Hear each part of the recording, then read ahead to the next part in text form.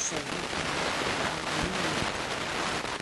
This is written screw. I've seen other techniques on Loom corkscrews out there, and all of them are good, but they're also different from what I'm going to show you today. Now then, this one was made with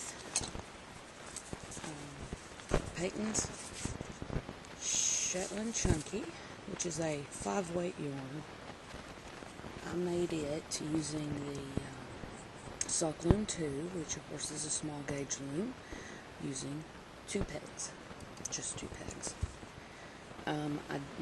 This was actually my second effort. The first effort didn't actually get beyond probably about like that, because I was using worsted weight yarn, and it was just too thin for what I was wanting. And so I went with the bulky weight, which is actually a bit heavy if you're just knitting on here, but for what we're doing, it's what's needed. Well, and then I made this one. I was in a hurry. I'm eager to get this out for y'all. So I rushed on this one, didn't make it very long, but you can see the difference in the size. Still 2 pegs, but it is with a super bulky Hometown USA, so a 6-weight yarn.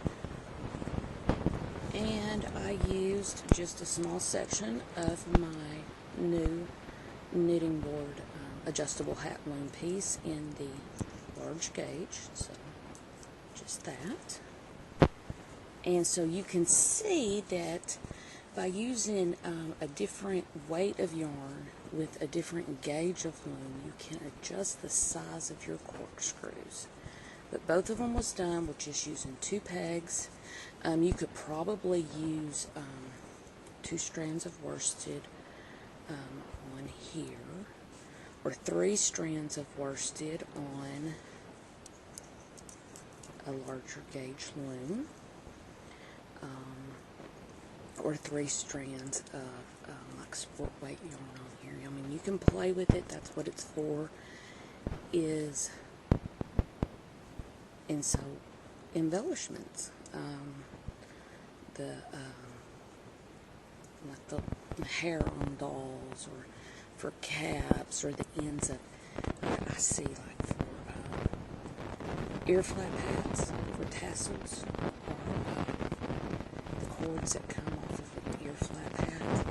Just anything fun, kind of embellishments. So let's get started on showing you how to make it on here. I'm going to, actually on this one, I'm going to use the Premier Yarns Serenity Chunky Weight, which of course is also a 5-weight yarn. And all I'm going to do, like I said, 2 pegs is all you need. So you're going to make your slip knot.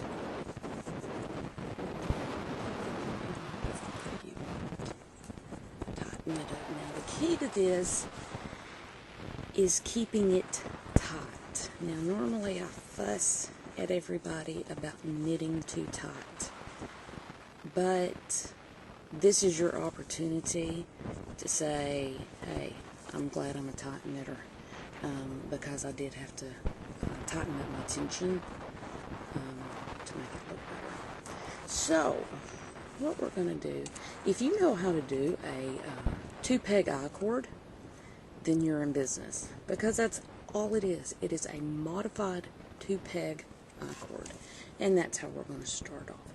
So normally I don't like using my slip knot, but I'm going to on this one. So we have it here, and of course with the 2-peg I-cord, you just take your around the back of the second peg to where you have your 2 loops, and then another figure 8 around to get started, to give you 2 loops, and then you're going to knit off.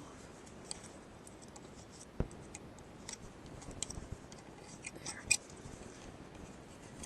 And then you can always pull on that as well, but keep this tight, because see, this is where your working yarn is. I'm sorry if I'm getting that too close. This is where your working yarn is, so you want to keep that tight. Now then, we've got our first stitch established. Now we're going to, you can go start on either way, but I'm starting on this side. This is going to be, sorry about that. This is the peg that I will be doing my extra stitches on. So I'm going to do 1, 2, kind of snug it up, 3, and 4. So 4 E-wraps on the same peg. And then you're going to do your figure 8 on both pegs, like you would with an eye.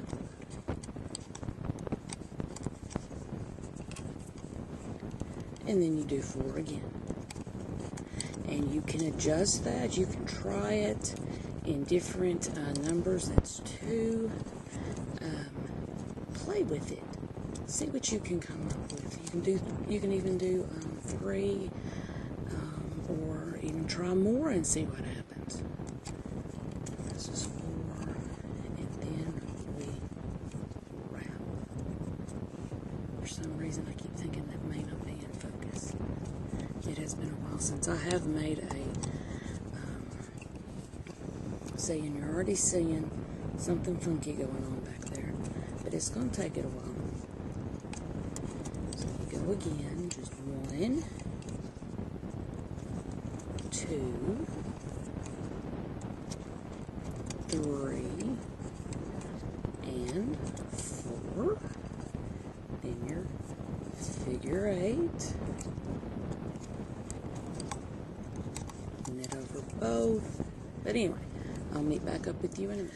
Okay, I haven't even been keeping count because basically whenever you're going to be making one of these, you're just going to want to go by length. But you'll see all I've done, I haven't even arranged it. As I've worked my pegs, it has come off and it does a corkscrew naturally because of the way it is done. It gives it kind of a ripply edge.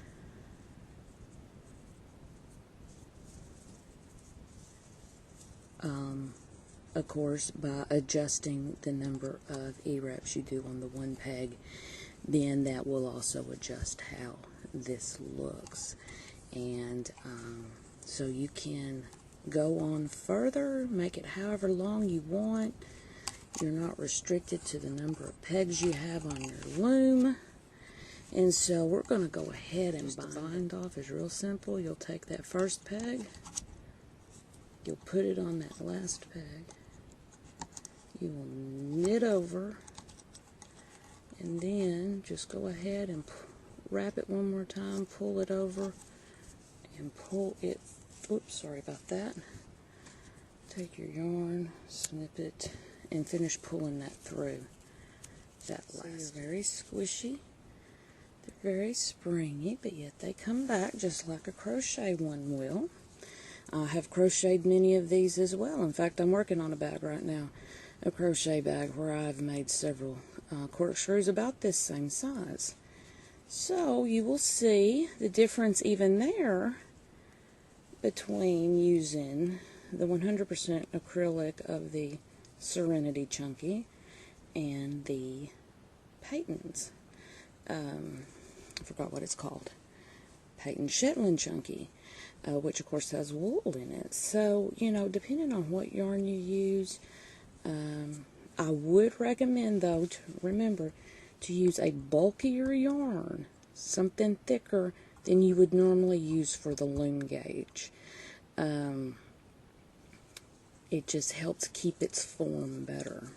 Since you're only working the 2 pegs, it's not an issue. If you were to use a one of the other sock looms, like the fine gauge sock loom with the metal pegs, or the extra fine gauge sock loom, the new one from Knitting Board, and you can use smaller weight yarn, then you can even use, you can even have tinier corkscrews.